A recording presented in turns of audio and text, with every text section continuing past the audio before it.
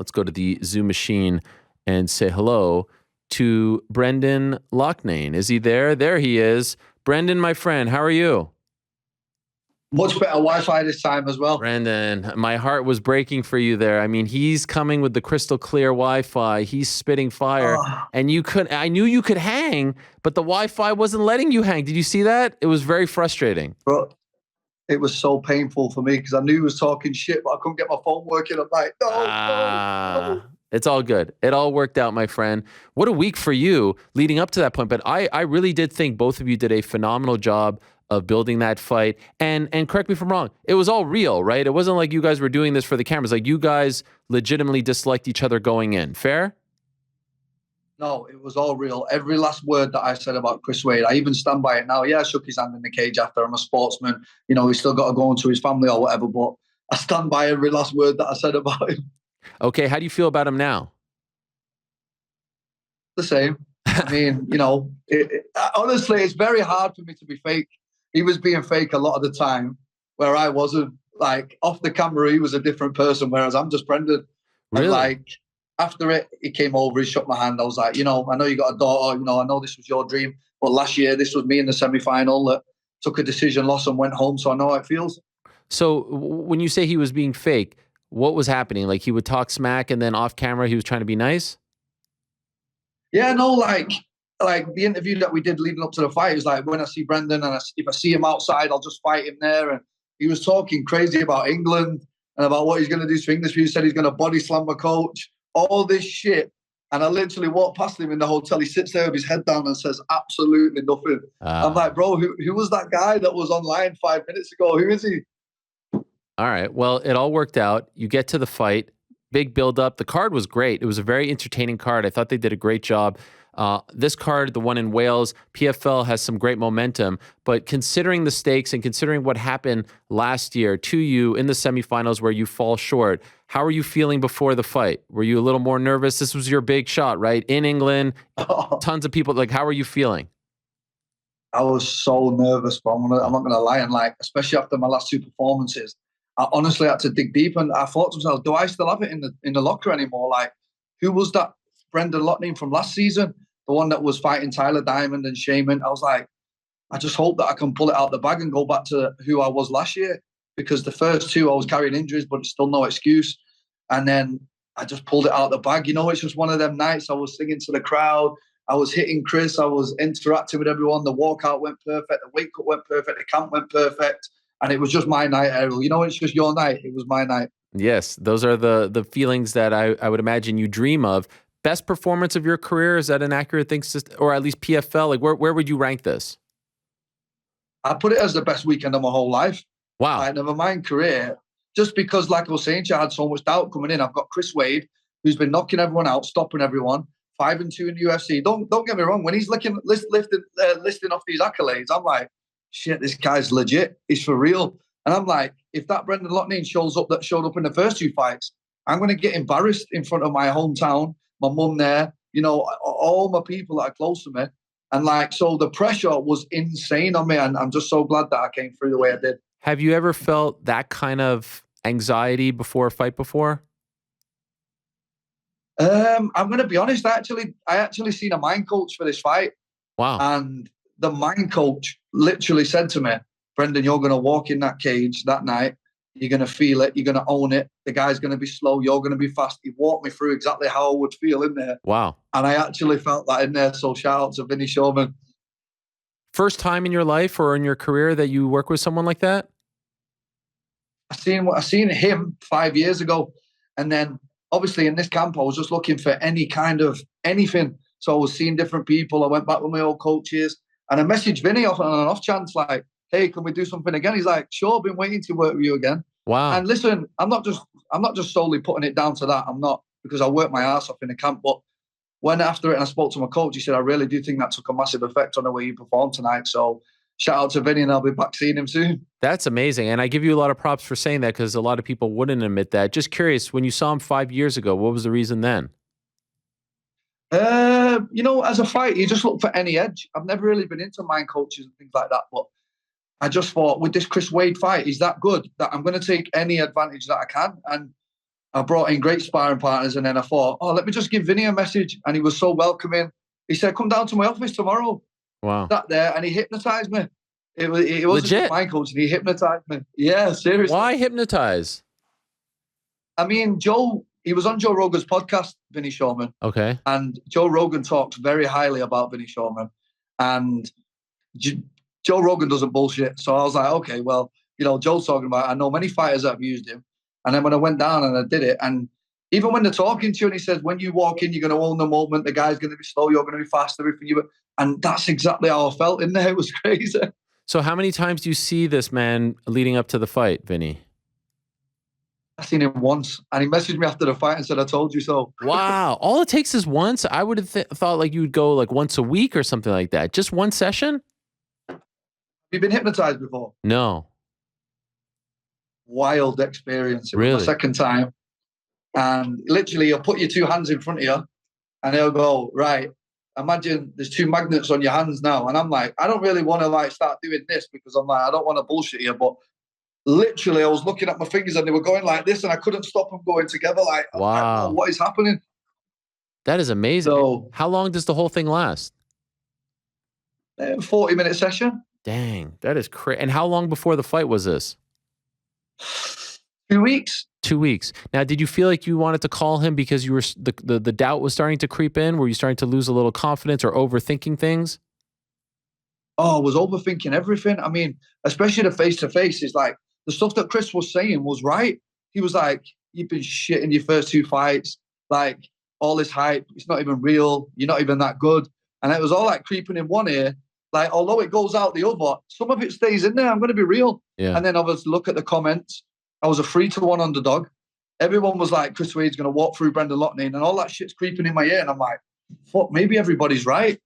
Wow. And like, yeah, it did. It had an effect on me, but, it motivated me, if anything, clearly.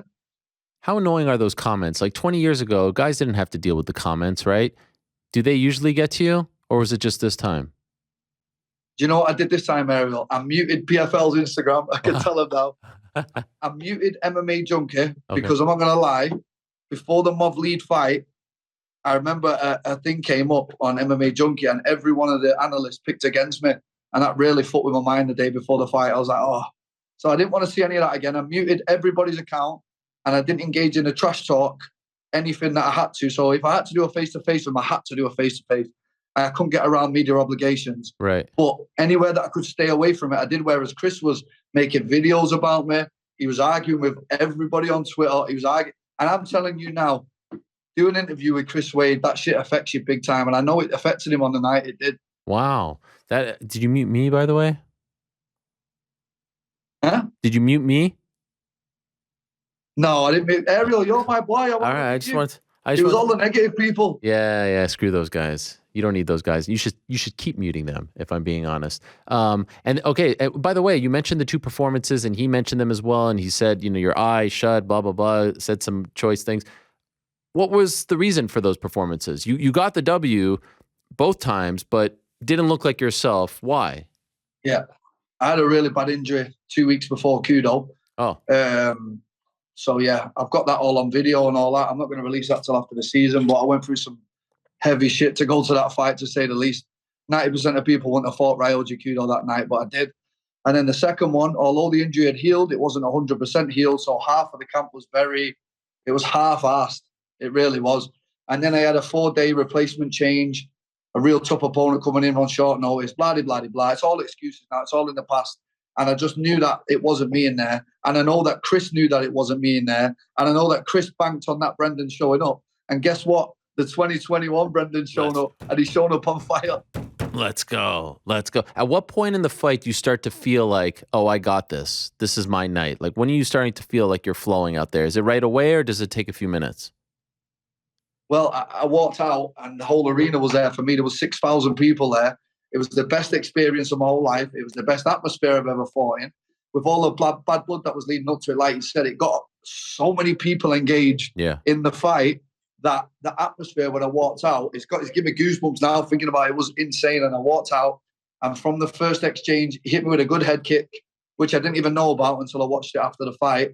But once that kind of woke me up, I was just on. And, when you're on, I could see everything. He was slow, was moving fast. And I think Bubba Jenkins, Tyler Diamond, all these guys, and same with Chris Wade, for some reason, everybody's got it in my head that it's dead easy to wrestle me. But I was a wrestler before I was a striker. If you actually watch, I pulled him into guard because the head kick hurt me that much. He didn't actually take me down one time in a 15-minute fight. After all that, I'm going to lay on top of you and talk to you like Islam Makhachev, and I'm going to talk to you about Khabib. He didn't say one word. I was talking to him in the end. Really? What were you saying? You know what I even did? Ask Pete Murray about this. I tied him with one hand. I was punching him. Boom, boom. And I looked out the cage. Pete Murray sat right there. I said, "Have you got your value for money, Pete?" Pete was like, "Yeah." And I was like, "What do you want me to do, Pete? You want me to take him down?" And I swept him while I'm looking at Pete. Wow. I was like, "You want me to punch him?" I'm like, that's how in the moment I was. Damn, that is gangster stuff right there. Having a conversation with Pete great. Murray, CEO of PFL. And then at the end, by the way, did you think at any point you were close to finishing him? No, I mean, like I said, that stat that was put out there, 65 fights between us, not one of us have been finished before. I don't even think I've ever seen Chris Wade hit the canvas, like been dropped. So I knew it was going to be a tough ask, so that's why I didn't put too much pressure on. I bit my time and was happy to take the points. Fantastic. And you knew you won, right? But I mean, like once before they announced, like you didn't think there was any way you were getting screwed out of this one. No, I just knew. Everything, you just know. I was just in that mode. How do you feel when you get a big win like that, and then literally seconds later, you got to face the guy in the cage that you're going to fight in the finals? Does that take away from the moment? Does that annoy you, or are you okay with that? I tell everybody about this with PFL. It's such a mind fuck. This is my second season now. All these people from the UK and all that are signing up now, and they think it's going to be oh yeah, we get loads of fights. It's great. It's the hardest thing you will ever do physically, mentally, spiritually. You'll have to dig deep. Your whole family is going to go through it too. It's not just you. Like, it's insanely tough, and it's been so tough on me and my family as well. And like, especially the first year when they said, COVID's hit, you can't leave the States. I had to do a whole year in America and just wing it. And like, it's been so tough, but I felt so much better when I got to the semis this year, when I knew what to expect. And now it's just one more to go, Ariel. And could you explain to someone who might not, like, what is so tough about it? What makes it so much more difficult than, say, your other promotion that you could be fighting for? Well, for example, Ryoji Kudo, with that injury, I could have called up the UFC or called up Bellator or one and say, "Hey, I've sustained this. Can we push it back a month?" Yeah, no problem. But if you want to push it back to the PFL, you miss the first season, you won't get the points, you're going out. If you miss one of the dates, you are done for the season. And guess what? You're waiting around till May next year. And it's like, that's what's insane about it. And then you're carrying niggles in from each fight, like cuts, bruises. You got to get straight into camp again on Monday morning. And then the stare downs, there's no mental relief. So like usually you would just finish a fight, have a month or two off, and then you'll get a phone call and be like, "Oh, you're fighting so-and-so," and all the adrenaline starts again, the nerves. But PFL force you in front of your opponent straight away, and you're like, "Okay, I've got another world-class opponent to fight again now in 6 weeks. Great." So yeah, it's a lot up here. Interesting. You don't, I would imagine, have any regrets, right? You're happy there? Happiest man in the world. Pete Murray, PFL, changed my life, changed my family's life. I'm eternally grateful. And the deal with them, when does it end? I'm not sure. Malky deals with all that. You'll have to speak to Malky. I don't believe you, Brendan. I don't believe you for a second that you don't know. But what are you trying to say, Ariel? I think that you know, but you just don't want to say. Fighters, for some reason, don't like to say when their contracts are up. I don't understand this, but alas, I'll let you. And people always say, "Oh, Ariel, do we ask you how much you make?" I'm not asking you how much you make. I'm just asking, when is the deal up? That's all, because I want to know if you basically, this is what I'm asking. Why I'm asking. You win this fight in November, right? It's in November, the finals, correct? Correct. Manchester. Is it in Manchester? Nah, but my God. haven't decided yet. I'm trying to get everyone to like hype it up to get it in Manchester. That would be nuts. At the MEN? You think they could go to the MEN? Why not? Why not? Why not? That would be incredible. If you win in November, can you become a free agent? Are you done? Like your stock would be at an all-time high, or do you have another one after this? At least. Honestly, I'm not lying. I would tell you if I knew. I actually don't know how. I don't know if it's one season or two. All right. But listen, I'm happy where I am. I mean, the commission recently released my purse, so it's public now. Everybody knows how much I'm making. I'm financially secure now. I've had some great purses off them. I've had some great fights off them. And if it's the same with PFL, I'm more than happy to do that. Great. You have a relationship with Bubba Jenkins. What is it? You seem like you're very like it's the complete opposite of your relationship with Chris Wade. I just respect Bubba a lot. Like, Bubba's been going through the same stuff that I've been going through. I talked to him backstage about the stuff he's going through mentally and stuff with his family. It really is taxing on all the relationships you have. And we've been talking a lot backstage. And he's had a great season. He's looked phenomenal all season. He took Kudo out with ease. And I'm very, very excited to compete against him. You're like right there, right? You're a step away, one small step away from finally realizing that goal. What do you think the next? So what is it? August? We got 3 months or so. Is it just going to be nerves the whole time? How are you going to deal with this? Because you're so close, and I could tell you want it so bad. I'm so confident about this fight. I'm so confident about this fight. I know what I'm capable of. Bubba knows what I'm capable of. PFL know what I'm capable of. I mean, you can't really do MMA maths, but look what happened when Chris Wade fought Bubba Jenkins. I mean, it was a whitewash for Chris Wade. And again, he whitewashed Kudo, who I had problems with. So you can't really do MMA maths like that. But anybody that is just favouring coming in to take me down and hold me down, don't forget it's 5-5, not 3-5. If you think you can hold me down for 5-5s, you're very much mistaken. And I'll go on there and say that about any fighter in the world. Have you seen his win on Saturday? Yeah. Impressive, right? He looked great. He looked incredible. He looked great all season. He looked great against that last-minute Brazilian that got brought in. That was super tough in the fight before. And he looked great in the Kyle Botniak fight. Great improvements on his striking. And I think this is the fight that PFL wanted, to be honest, don't you? I mean, for sure. I think for sure they wanted you in the finals because you're so popular. I'm just curious. You mentioned something about like if you get injured and they don't get to postpone.